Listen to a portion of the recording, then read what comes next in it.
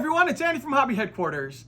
Well, I have an exciting build video for you guys today. Today we are going to be building up the brand new, soon to be released, 1/16 scale Panzer III from Das Werk. And here they are.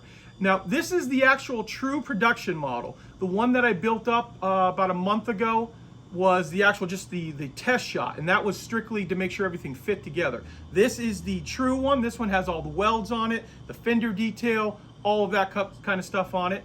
And today I'm going to walk you through the actual build portion of this and give you some tips and tricks and help you have some fun while you're building all of this.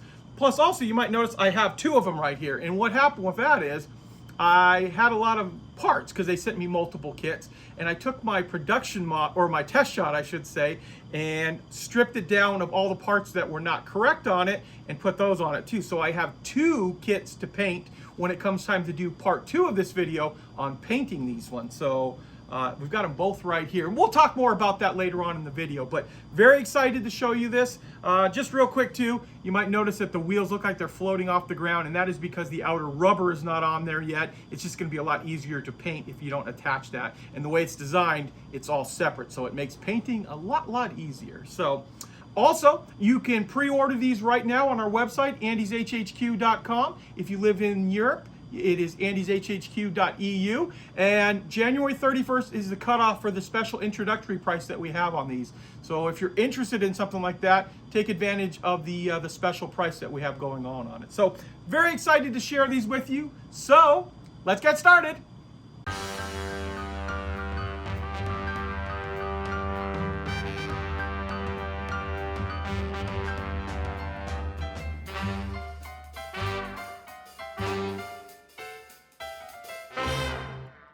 Before we get started on the Panzer III, I wanted to show you a brand new set of figures that came out from Das Werk in 16 scale. These are designed to work on the Stug III. It is a Stug III crew, 2-man crew, as well as a infantry soldier on the outside, all in winter clothes, as you can see right here. What I'm going to do right now is just open it up real quickly and show you what some of the parts look like on this. First figure we're going to take a look at is the full figure. This is the soldier in winter clothing for the side of the vehicle. Here's his torso and legs with all of the accessories molded on there. He's even got like little tears in his clothing, on his pants. And then we also have, here's his head right here. Zoom in a little bit closer. Yeah, there we go. Here's his head. And he has some more accessories, shovel, canteen, as well as here is his MP40. And I like that they put that little nub on the end down there to help protect the barrel.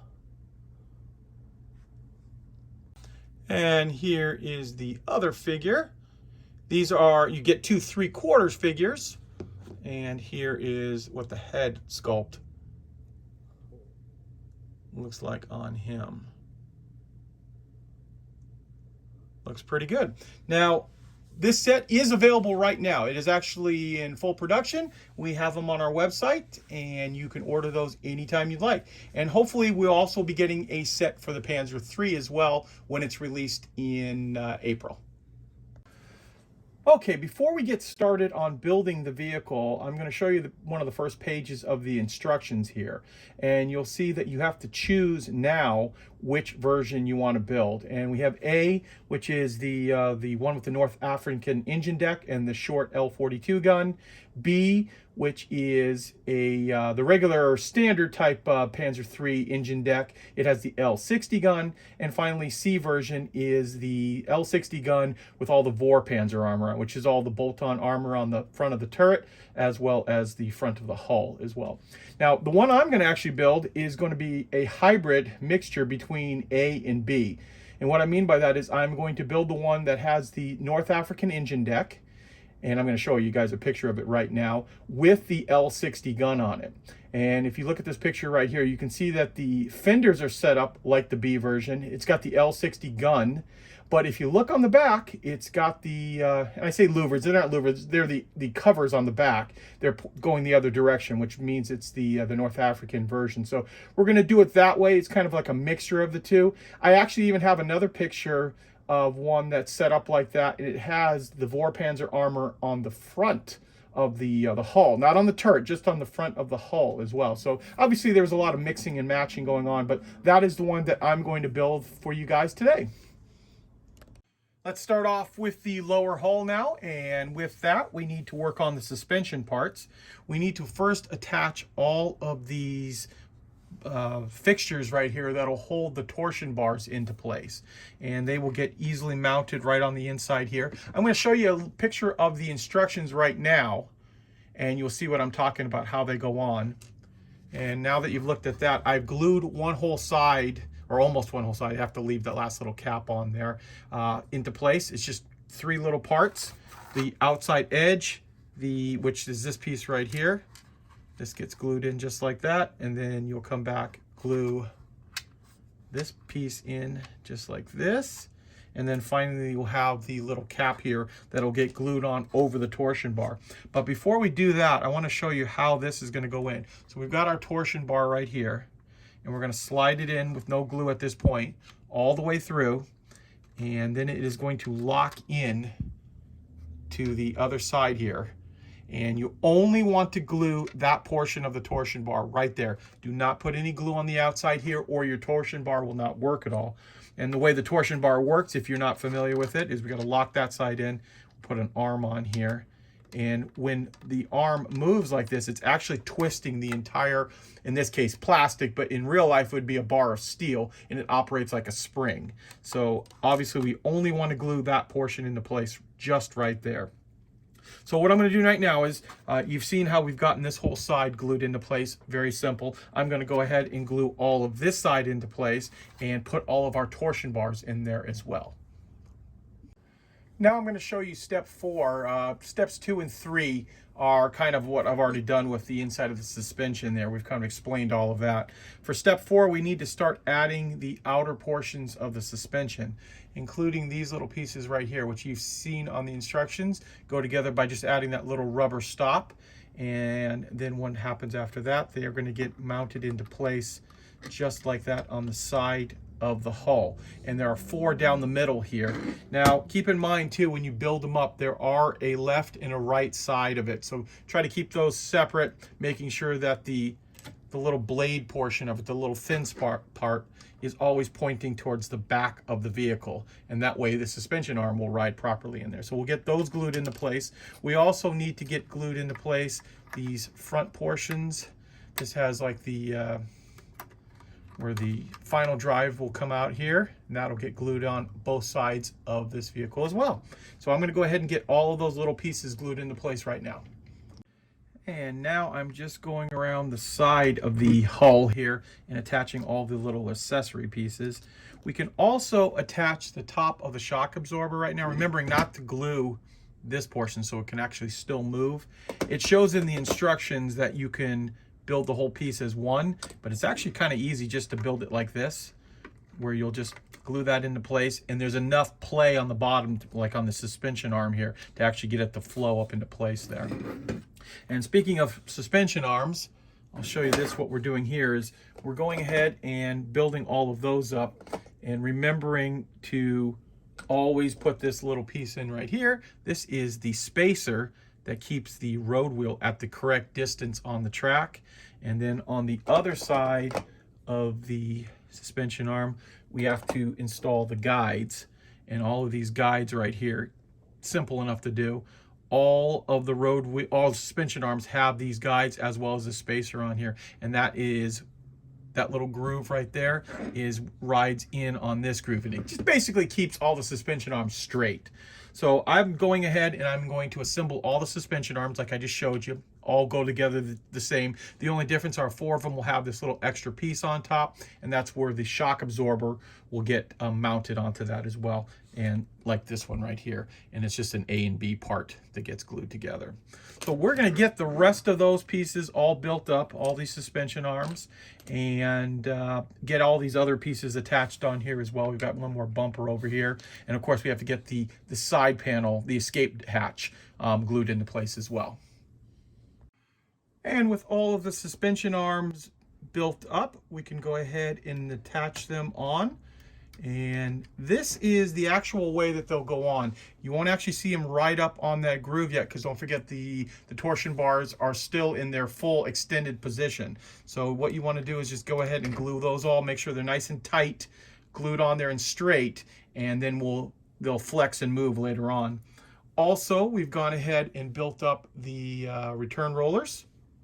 And those little sub-assemblies, there's only a couple of parts that go into each one of those. They will get glued in just like that. We also have the little assembly, which is just 3 parts here, that will glue up for the idler wheel. And finally, for the drive sprocket, we've got to put this little plastic spacer into place. And then it is followed up by the cover here, which I've got backwards like that. There it goes, just like that. That'll get glued in just like that position. And that little spacer, what that does is when you put it in properly like that, you don't glue that spacer in. That little spacer floats in there, and then when you put the drive sprocket inside, you will be able to still spin the drive sprocket. So I will go ahead and get this transmission cover glued on, all of the return rollers and the rest of the arms. The one with the shock on it, easy enough. Just make sure you put that inside there first, and then glue that in, and then it'll flex up in there. So we'll get all of these done on both sides, and actually let you see this side. I've already gone ahead and completed this whole side, and that's what it's going to look like right there. And of course, all the suspension arms work nicely right into place like that. So I'll come back as soon as I have all that put together. Real fast, I showed you the completed side here, and I had just put that together, and I had noticed I had put the idler support here on backwards. This big bolt needs to stick out of the back of the thing. Noticed it right away. The glue hadn't dried or anything yet, but I was looking and go, oh, I messed that up. So definitely make sure that sticks out the other way, and this side has been done the exact same way. And next up, we have 5 parts that equal the road wheel. Now we have an inside part of the road wheel plus the rubber that goes on it, and it's really kind of designed to just go one way. Because there's a slight angle to the way the road wheel is, so you can only put it on with the Continental sticking out. Now for the inside road wheel, we're just going to snap this into place here. That rubber has to be put on first. And for the outer road wheel, we're going to leave the rubber off because it's going to be easier to paint it off the vehicle. But the instructions now call out a new way of putting on these road wheels. I'm just going to show you. So they want you to put just the inner portion of the road wheel on, and then we're going to put the little cap in here and just shove that in there. And then we can apply just a little bit of glue right around here, right on the end there. Give it a little bit of time to work in there, but this way the road wheel will still spin, and it's locked it into place. And then later on, once that fully dries, we'll be able to go ahead and just put a little bit of glue on the inside here that'll just attach the 2 wheels together, and that way our wheels will still continue to spin. It's helpful for putting on the tracks. It's not necessary that if you get any type of extra glue on there and the wheels don't spin. I had a couple on the Stug that didn't spin because I let a little too much glue go in it. You can work them loose, but it's not super important. But if you want them to spin, you follow those instructions. Then later on, we'll go ahead and attach the outer rubber like that when it's time for that. So we also have our drive sprocket. Now, when we put that little plug inside the drive sprocket, we won't need to put any glue on this at all. It's a pretty tight fit. You can see we just push that in there. It's a pressure fit, and we will still be able to turn the drive sprocket. And finally, we have the 3 pieces that make up the idler wheel.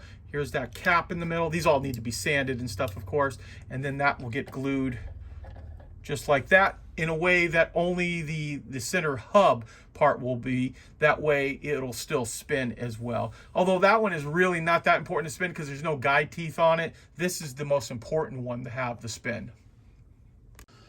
Okay, now that we have all of the road wheels in place, I'm going to show you something that I like to do. Now, by all means, this is not necessary. This is what I like to do because I don't want the suspension working on my model. I like it to be stiff and static and perfectly level. And if you want yours to still continue to be flexible, by all means, don't do this step. So we have our suspension. It all works right now. We've got it in here. Obviously, there's not enough weight on it to hold it down. So what I found is that if you put 2 rolls of pennies on there, that should be enough weight in the middle of the piece to get it to be to the proper, about the proper area of weight. And then we will go ahead and put a level on here. And actually, that's pretty close right there. And then I am going to go ahead and glue all of the suspension into place, starting off with in here at the torsion bar, and also on the little area inside there where the groove and the slot line up together. And just putting a little bit of cement on there and making sure that it stays level the entire time while it's drying. And once we have that done, we will have something that looks like this. Now, this was the test shot that I built about a month ago now, but I went ahead and did that with the suspension and loved it. So it's all in a neutral position, it's all perfectly level, and I personally don't have to worry about, you know, going out of whack or anything moving or breaking, anything like that. It's all glued into place. We get the nice sag on the tracks. Everything is perfect the way I personally want it. So if you want your suspension to be done, do something like that. The 2 rolls of pennies and a level across the top will help you achieve that goal. And while the suspension is drying, I've gone ahead and assembled the rear portion of the tank, which I'm going to show you a picture of the instructions right now, how those parts go together. It's pretty simple, not too much. And once that dries completely and the actual suspension dries on the tank, I will glue this right onto the back. And here is the lower hull with all of the suspension dry, the road wheels dry. I've also gone ahead and put on all the other little accessory parts, like all the little braces, the side doors, anything else that was called out in the instructions. We've all gone ahead and put those on. It's really nice having everything nice and sturdy. Now we're gonna rotate this to the back here, and I've started to assemble the rear plate here, put these 4 pieces on, and I'm gonna go ahead and put the photo etch underneath here, and then this will just get placed right into here, just like that, and get mounted on the back. And I'm going to show you the instructions right now. There is one other group of parts I need to put inside here, which you'll see on the instructions right now. And so quick and easy, simple to put on. And I'll get all of this glued on, and then we should be able to start working on the tracks next. And now we're going to look at how easily the tracks will go together. All of the tracks on this particular vehicle are all workable, and there are some extra tracks too that you probably want to build up just for putting spares all around the tank. You can see right here we've got 2 of the bottom pieces of the track, and they will, as easy as you can see right here, just stack right inside each other just like that. They will also, maybe you can see, there are some push pin marks on the tracks, but they're going to get covered up with the push pin marks from the actual pad, or the actual guide horn I should say. And I'm going to take this piece right here because I want to show you guys where to put the glue where you're not going to glue them together. So using just a little bit of liquid cement right over that dot, and then you can put a little bit on each one of these edges right here. You want to keep it away from those loops right there, because if you do that, you're going to want to glue the 2 pieces together. So you're going to just come down with this. And actually, I locked my hemostats, but just like that. And then that piece will lock the 2 tracks together. You can give it a little squeeze, but you can see, because you don't get glue on that piece, all of the tracks will work. Now, you need to create 94 links for each side of the vehicle. And so obviously there's a lot of cutout and cleanup, but it's nothing difficult. Just, you know, sit there, watch TV and cut them all out and start sanding on it. So I've got a lot to do right now with building these sets, so I'm going to go ahead and do that right now. And here is both sets of tracks on the vehicle. Remembering I do not have the outer rubber on the edge here, so it looks a little weird with the way looks like they're kind of floating a little bit, but it's just on the outer edge. We're going to put the outer rubber on separately. And I have a correction. There's actually 93 tracks per side, not 94. 93 tracks on there. Now we're going to start working on the glasses plate, and we're going to zoom in a little bit on that. And we've got all the little pieces that will get glued into place just like this. And we've got the front covers here, have the hinges already on there, or actually I've attached those on there. But this is one thing I wanted to show you on the other hinges. I'm going to try to get it as close as possible. The little pins that stick out of the hinge here, I would advise, if you're not going to have them open, to go ahead and cut those off. And the reason so is when you lined it up to the other hinge, which we can show you right here, it fits just a lot better. If that little pin is, which that little stub is still in the way there, if that pin's still in the way there, it doesn't want to line up as well with the hinge. And here is that front glasses plate all built up, including an extra set of tracks that we built to slide inside that bar. And also I've built some more tracks, and the front track stowage rack or bar is put on here as well now, and built some of those. And now all we have to do is go ahead and drop this into place and put a little glue on it, and we will have that front end all ready to go. So I will go do that right now, and then we can start working on the fenders. Oh, actually, before, take that back. One thing first, you'll notice right here, we've got this fender support. It's on both sides of the vehicle. They call out to put that on after the track. This piece and that fender support, I would definitely recommend putting on before the track. It's a lot more difficult with the track in the way. I know I could disconnect the track and take it off, but while you're doing that, the instructions show it to go on after the track, but definitely put it on before, save you a little bit of time. Now here we have one of the new fenders, and that has all of the anti-skid on it. And I started to put some of the accessories on it, like the stowage boxes, and it calls out in the instructions all of the different tools and things on that, which I'm not putting on now. The tools need to be put on, I think, afterward. That way we can paint them up. I did put all of the bracing bars on there, and you can see there's a bunch of little tabs here that will correspond with the side of the hull, just like that. And you can just go ahead and glue those right into place there. And that'll hold up the whole side of your fender, which I'm going to go ahead and do right now. I've got both fenders ready to go, and I'll just glue them into place just like this. As you can see, I have the left fender into place, and what I thought I would do now is give you guys a little tip or trick, whatever you want to call it, for getting the fenders on fairly easily and very straight as well. Now, I went ahead and put this one on, and I put these brackets in place first.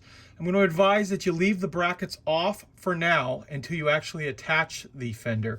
Second of all, the first time I tried attaching this fender here, I just used liquid cement down the entire thing, and I was trying to hold it and clamp it, and it just doesn't want to work that way.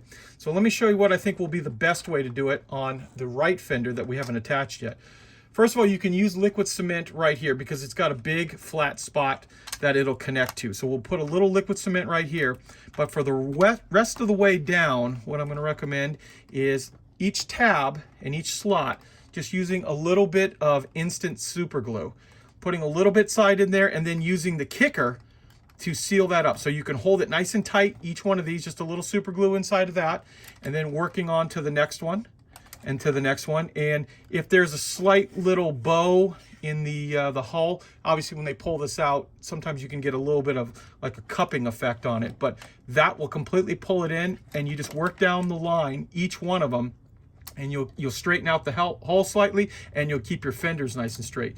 Then you have a spot inside here where you can put a touch of glue that will hold this brace into effect and actually give you a little bit more stability on it. So leave those little braces off, attach the fender like it is right here, and then put the braces on afterward. I think you'll have a much easier time putting the fender on, and it'll be very straight once it's done. And there is the fenders in place. That worked out just the way we wanted it to. Now it is time to start creating the upper superstructure, and it is some pretty basic pieces. We've just cut these out. We got to do a little sanding on it. I'm going to show you the instructions right now because there's a lot of little pieces that go inside the little hatches and little vision ports and stuff like that on it, which I'll show you those right now. And I will go ahead and start assembling all of these pieces and let you know if there's anything you need to be aware of. Remembering last time, everything went together really, really well on this. So I'm going to get that built up and I'll show you how it attaches to the hull. And here we are. Here is our upper part of the hull that will get dropped right into place here. There's the tab that caught it. I have to comment again on doing the fenders the way I did earlier and making sure that they all lined up nice and straight and true. That is really helping with getting all of the upper engine parts, the engine deck, as well as the upper part of the hull. I've been dry fitting those before we went on camera, and everything fits really, really well that way. So definitely recommend doing that.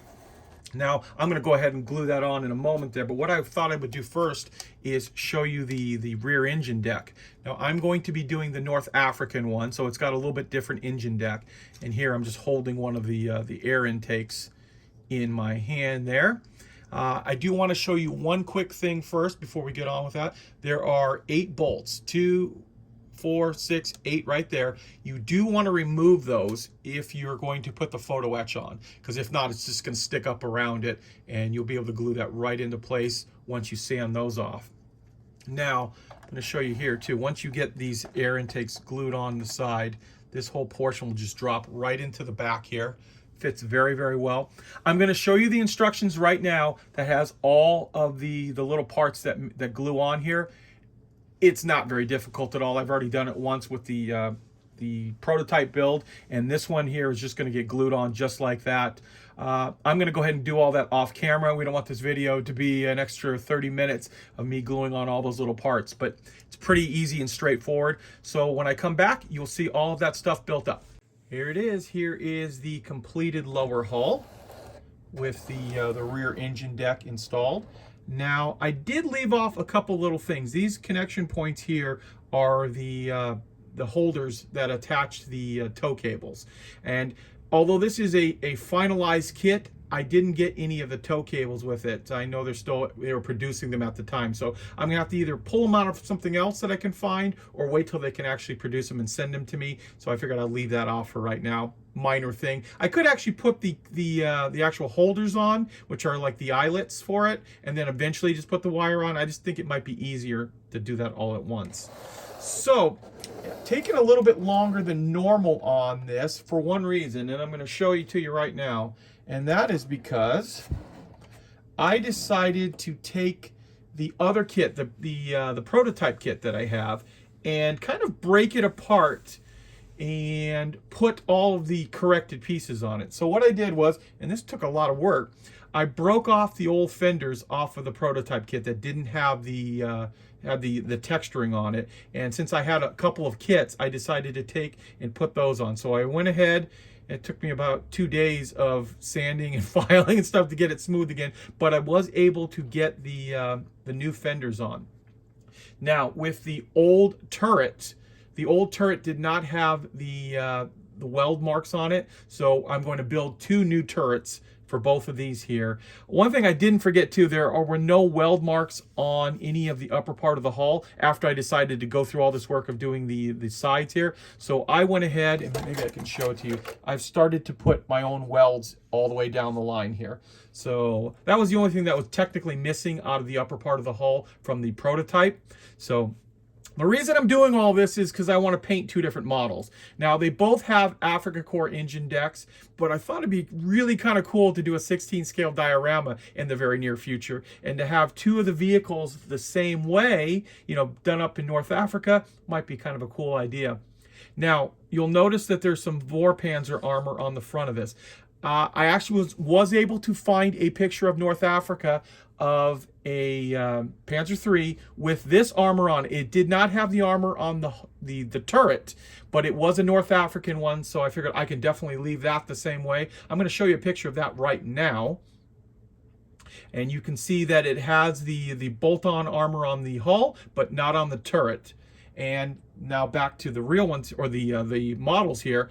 we're going to leave all the extra armor off of this. So both kits are going to have the L60 gun on it. I've liked that one a lot better than the short-barreled one. Okay, you can see me now starting to put together the parts on the turret, and we're going to be building that up.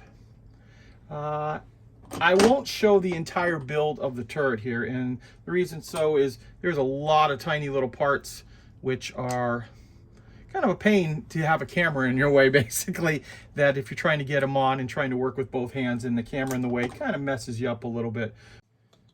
So what I'm going to do now is, while I'm working on some of these little sub-assemblies here, is to go ahead and show you the instructions on how this actually goes together. And you'll see what I'm talking about. Lots of little parts, nothing too difficult. I am going to build the rest of this off camera. And if there are any situations or any types of tips or tricks that I can see that I need to tell you about, I certainly will do that. But I did build one of these once. I said the prototype one once before, and the fit and everything was pretty good on it. But what I'll do now is I'm going to go ahead and finish up all of these parts, and we'll come back and show you what the turret looks like assembled. Here we are, guys. Here is the mostly completed model. I've gone ahead and finished off all of the turret. And remember also, you get the 2 metal barrels inside this kit, both the L60, the big one here, and the L42. I've gone ahead and put the L60 metal barrel on, as you can see. And I'm going to go ahead and turn the turntable on. It's going to struggle a little bit because this is a much bigger vehicle than most of the 35th that we put on. Now, it is 95% done, I'm going to estimate on it, because obviously there are a few things we need to put on, like all of the rubber that you see in front of each one of those road wheels. That's why they look like they're kind of floating, because they're resting on the back rubber on the kit itself. Plus, also, as we come around here, you can see some of the photo etch, like the latches on the stowage bin. And as we come around here, that little pointer in front of the cupola is like an aiming tool for the gun. And as it comes around here, you can see everything is on here except for all of the tools and the little accessories that will go on the fenders, which I will be putting all of those on in part 2 of this when we do all of the painting. And it's easier, much easier to put all the tools on after they're painted and after the vehicle itself is painted too, rather than try to paint all around them. This particular model, I have the ability to open and close the top here. I did glue the side hatches closed on this one, but on the other model that I built, the secondary one, I left all the parts open, so you can open up all the hatches. And when I mean everything opens on it. Every little tiny thing that you can imagine opens in real life on the vehicle, it opens as well. Like the fronts of these can be open. Everything on the side hatches can be open. All of the doors on this can be open. It's a really nicely detailed piece, as well as everything on the cupola too. That will all open up and show off all the detail that they put inside there. So there you go, guys. There is a look at the Panzer III from Das Werk in 16th scale. This kit is now been completed. It is they're just finishing them up at the factory. That's why I don't have the tow cables on and things like that, but I'll be getting those as well as the decals soon. So remember, January 31st is the last day to take advantage of the special price that we have on this at $119.99, or in Europe, €119.99 euros, and that of course includes the VAT on that as well. So you can pre-order now at andyshhq.com, or if you live in Europe or the rest of the world, andyshhq.eu. So I want to take this opportunity to thank you as always for watching, and please stay tuned because we have many more videos coming.